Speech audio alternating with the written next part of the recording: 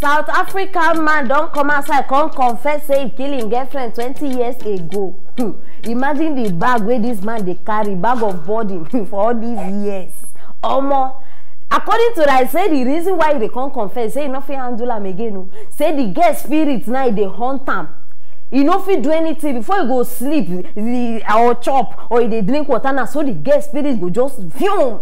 The man dey inside serious torture right now. And according to this man, he's saying be 31 years old when he strangled the girl. He strangled her to death. You know, understand? And after he strangled her, you know, just leave her like that though. He dragged the body enter bush, nearby bush. After he dragged her there, he burn her. Light fire burn her. So the next day he say make he go back now so that he go check whether the body don't, you understand, vanish. Now so he say no be the whole body burn. He carry machete, each. He started chop the body.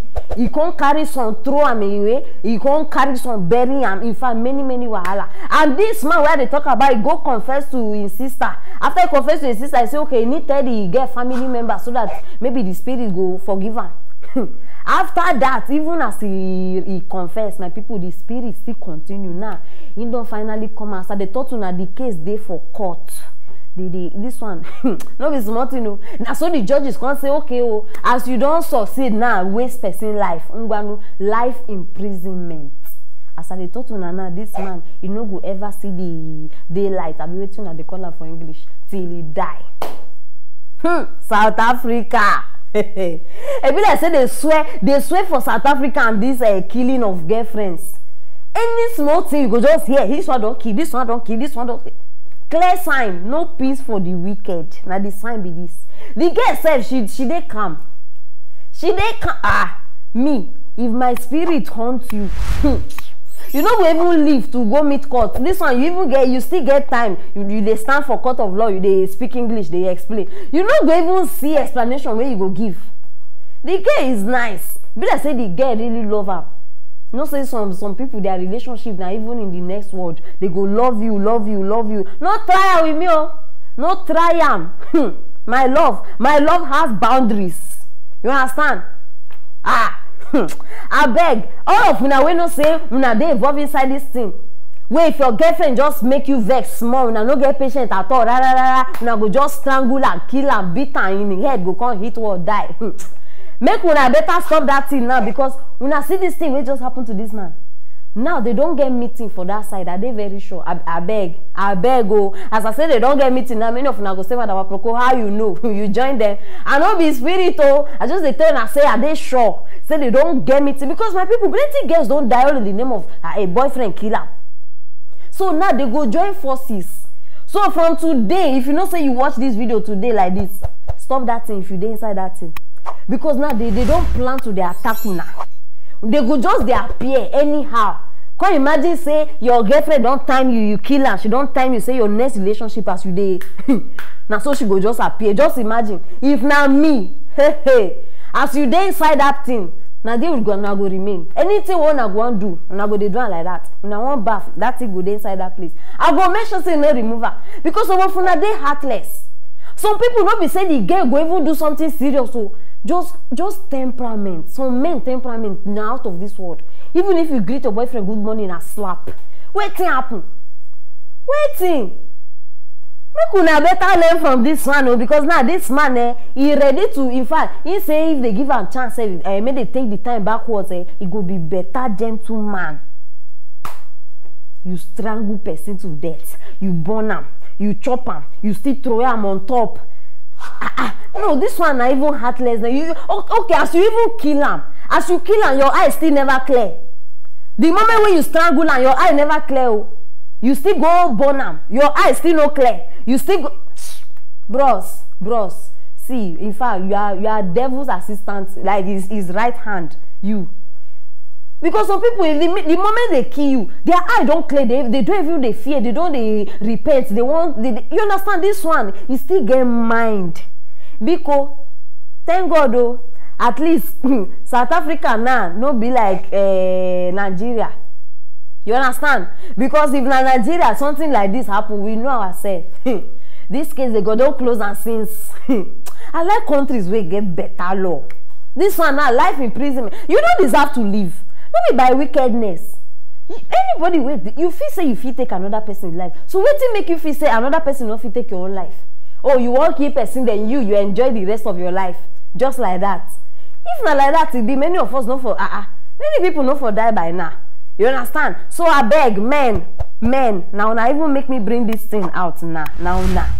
You understand? So biko every day of our life, on our way they date, on our way they married, no kill anybody.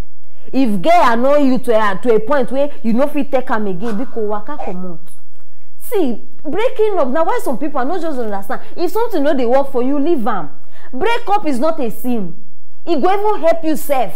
You understand? Any relationship where you dey inside, where you see say you know dey work, biko jejely waka comot. Japa, run before you go die before una time.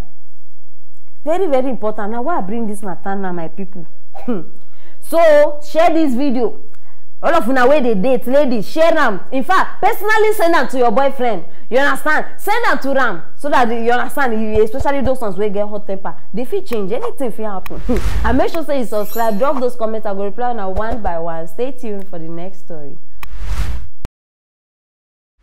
SIM cards and ATM robbers, they don't catch them green-handed. Bam. These people, according to them, they say that since 2019 they don't dey thief. They don't dey do this work since 2019. I just dey imagine. Now they come and say, "Abe, how old are you?" The guy got to say him be 26 for this age. If una see, in fact, if una hear how these people they narrate their work, how they pass, they put, they carry, they remove. In fact, they over expert.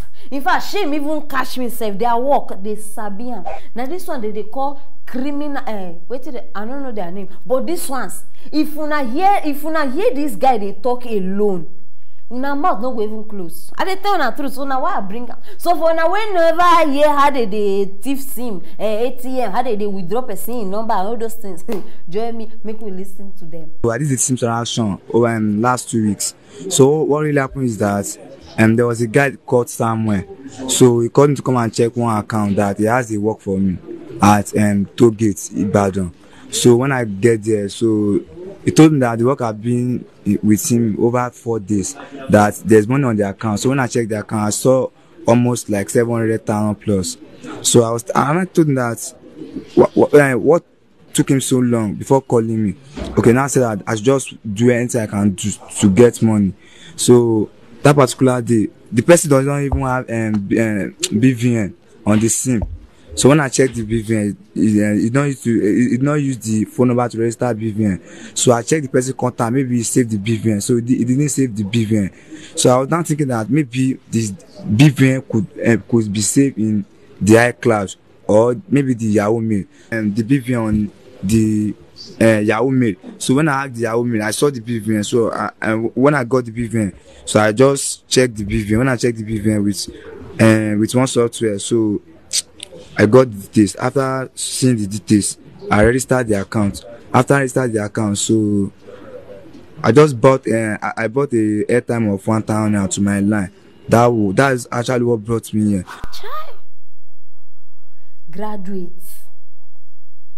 Graduates are the call Nana. Even graduates, they don't even get this brain. They no get it. Many people go even study all those plenty things, mechanical things, this one. They no get them. I beg. I don't know the plan we wanna get for this guy. I be these two guys. But Biko, hurry up. Because this ones are they saying like this. If our beautiful and loving politicians hear this one, fast, they don't carry them. They go use them for their own evil things, selfish reasons. I don't support fraud though. I no support fraud, make una no get me wrong. But if this guy for this in age 26, if he never even complete school and he get this kind of sense, Nigeria government right now suppose help and channel this whole talent into something useful. They suppose help. Me now why they like white people? Why people see, even if you do something bad, they look at the positive side. Okay, this person don't dey thief for how many years now, but he get the wisdom, he get the talent, he get the knowledge. You understand? They go come dey strategize, they think. Ungwanu, may we put am for so position. So people they do all these things not be because they want to do am. Some of them they do am because they don't get any other way. I know they support bad thing. I just they tell and say at least may they give them. You understand? They supposed give them. No, this thing are talent. This thing are talent. Not be joke. Because for person to even they create software, all those things. I just imagine if these people they are abroad now, the kind of money where they go they make. Even people say when they interview them, they ask them questions. How do you take the money? How do you think you do this by yourself? This one, yo, all those questions. Well, now they hear them, they ask, they use style. They won't learn the work so that they too they go start. They do all this will not be today. Just imagine corruption. Now they arrest another corruption. No. Corruption, they arrest another corruption. All of them will stand there, both the one way hold Michael, the police, all of them are the same thing. But now they target these boys now. Say they want to arrest them, All these interrogation, questions, answers, many things. What are they do? When una go start them with the government executives? When una go start them? If na citizen, if una body the paper, una sharp, una won't go carry the citizen, arrest and they beat them, ask them question. The main Yahoo people, fraud people, they at the top. Una never bother to do anything about them. Una never bother, una still there like daily, una no they see anything. Which kind of word this Nigeria just enter like this? Which kind of word? And they go to watch. They go to watch. All those politicians, they don't sit down there, they don't hear this matter, they just they watch. And now they go, they strategize, say, okay, how we feel use this boy now, dude. See, nobody say, I like the talk. Una go hear them. Mark, if una no check those boys' face very well, go back, check out. That face, una just watch, the matter go come again. And una go hear say, they don't do something for somebody. Not there. And una go remember say, I talk them. They go use them. If only Nigeria was in fact, a well, lawful and uncorrupted country. Like by now, we for they sing praises, they dance because they, you understand. But now so we get on my people. So we not fit care ourselves, say we dey inside this country like that, we go just the manage and they go. So now the matter be this. These people now they don't catch them. But now for a year, we go still get the update, whether they arrest them, whether they can't end up they do with them. So don't forget, share this video. You need to go viral because people need to know waiting they happen now for Nigeria. Very important. And subscribe. Don't forget. If not, you're going to miss everything we will get for you. Stay tuned for our next story.